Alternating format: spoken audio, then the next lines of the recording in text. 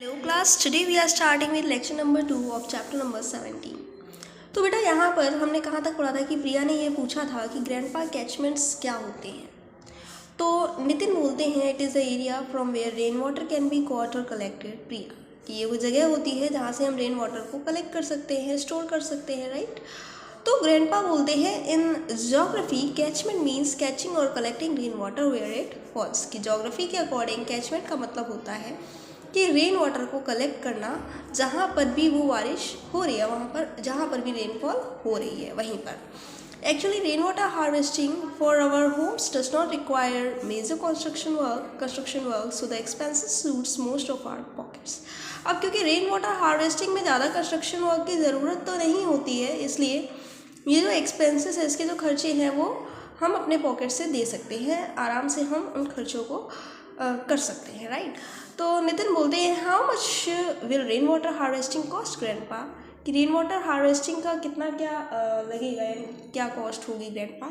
तो ग्रैंडपा बोलते हैं it varies depending on the area of your roof and other structure that you will use to harvest rain water. कि वो अलग अलग होती है, depend on the area of your roof. की रूफ की एरिया कितनी है, क्या है, उसके ऊपर डिपेंड करती है, या क्या किस तरीके का स्ट्रक्चर आप यूज़ कर रहे हैं रेन वाटर हार्वेस्टिंग के लिए। तो नितिन बोलते हैं who will build it and how long will it take. कि इसको बनाएगा कौन, इसमें कितना समय लगेगा। तो ग्रैंडपा बोलते हैं you need someone who understands the principle of rain water harvesting. A skilled mason और a plumber can do the job for you within 10 days। कि आपको किसी की ज़रूरत पड़ेगी who understand the principle of rain water harvesting, जो rain water harvesting के principle सिद्धांत समझ पाएगा। ए स्किल्ड मैसन एक या प्लम्बर वगैरह जो है इस काम को आप आराम से 10 दिनों में पूरा कर सकता है। तो नितिन बोलता है so we'll have plenty of water. तो हमारे पास बहुत सारा पानी होगा। तो ग्रैंडपा बोलते हैं yes not only our family but others too will benefit. It is a good solution to the problem in our cities towns and villages. Actually it is protection from drought. कि हाँ, ना सिर्फ हमारे परिवार को बल्कि सभी कई सारी फैमिलीज़ को इसका फ़ायदा मिलेगा, बेनिफिट्स मिलेंगे, ठीक है। और ये बहुत अच्छा तरीका है, ठीक है, वाटर प्रॉब्लम को सॉल्व करने का अपने शहर में, अपने टाउन में, अपने विलेजेस में। और एक्चुअली ये हमें सूखे से नहीं, ड्रॉट से बचाता है। It reduces soil erosion as it reduces the surface runoff. ये सॉइल इरोजन को रिड्यूस करता है, ठीक है। It will prevent choking of drains and flooding of roads during heavy rains.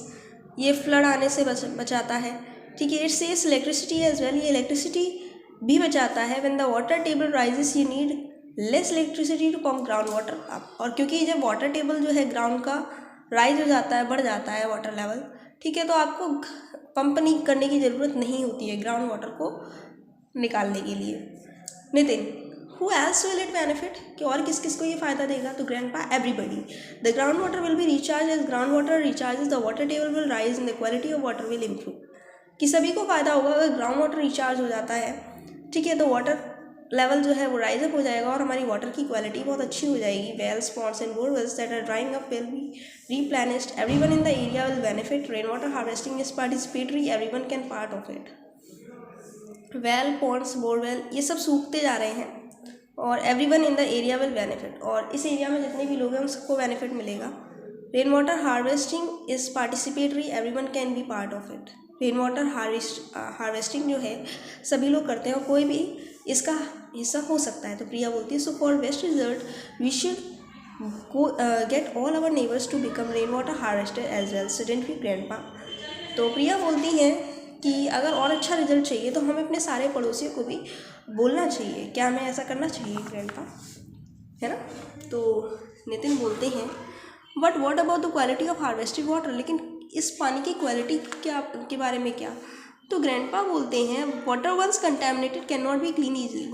Therefore when we put rain water into the ground we must make sure it is clean. Do not let water mixed with sewage or any other dirt flow into the recharge pits. Actually, the cleanest rainwater is from our rooftop. We can use filters to keep dirt out. तो grandpa बोलते हैं कि water जो है contaminated नहीं होना चाहिए, ठीक है। अगर एक बार गंदा हो गया तो उसको हम इजीली क्लीन नहीं कर पाएंगे। इसलिए जो पानी आ रहा है, ठीक है, जो ग्राउंड में हम रिचार्ज करने के लिए जो पानी यूज़ करें वो क्लीन होना चाहिए। इसको किसी भी सीवेज से या डर्ट से मिक्सड नहीं होने देना चाहिए, ठीक है। और जो रूफ टॉप से हमारे पानी आता है ना वो सबसे ज़्यादा क्लीन होता है क्योंकि वो ऑलरेडी फिल्टर्ड होता है, उससे डर्ट जो है वो बाहर निकली हुई होती है। डर्ट जो है वो फिल्टर आउट होती है। तो नितिन बोलते हैं, does it require a lot of maintenance, क्या इसमें बहुत सारे मेंटेनेंस की ज़रूरत है? तो ग्रैंडपा बोलते हैं, वंस और two a year at very little cost. Remember rain water harvesting means that you have to get involved. This is about building our relationship with the environment. कि हाँ, साल में 1 या 2 बार, ठीक है। और हमेशा याद रखना कि रेन वाटर हार्वेस्टिंग में आपकी पूरी इन्वॉल्वमेंट होनी चाहिए, क्योंकि इस तरीके से आप अपने इन्वायरमेंट को डेवलप कर रहे हैं, बिल्ड कर रहे हैं। तो प्रिया बोलती है, I think we need to do it today, कि मुझे लगता है कि ये सारा काम हमें आज ही करना चाहिए। नितिन बोलता है, tomorrow maybe a bit too late, कि हाँ कल तो बहुत लेट हो जाएगा। तो ग्रैंडपा बोलते हैं, true, rain water harvesting will teach us the value of each rain drop, कि ये बात सही है। और रेन वाटर हार्वेस्टिंग जो है हमें बारिश की एक एक पानी की बूंद की कीमत बताता है। तो बेटा यहाँ पर आपका जो चैप्टर है वो फिनिश होता है। Thank you class.